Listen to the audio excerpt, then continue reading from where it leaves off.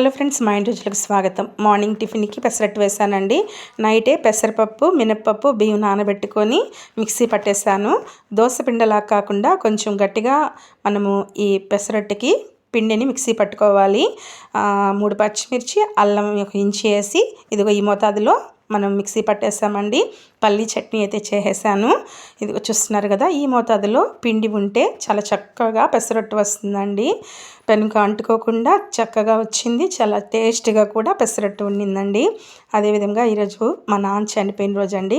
ఈ రోజుతో మా నాన్న చనిపోయి 21 సంవత్సరం అయిందండి.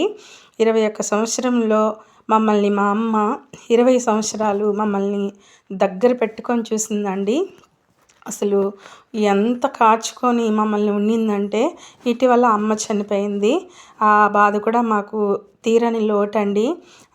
వారిని జ్ఞాపకం చేసుకుంటూ మేము ఈరోజైతే అన్నం పంచాలని ఉదయాన్నే పనులని తొందరగా చేసుకొని అన్నం తీసుకొని వెళ్ళిపోయామండి. ఇది వచ్చేసి రైల్వే స్టేషన్ దగ్గర కొంతమందికి అన్నం పంచామండి.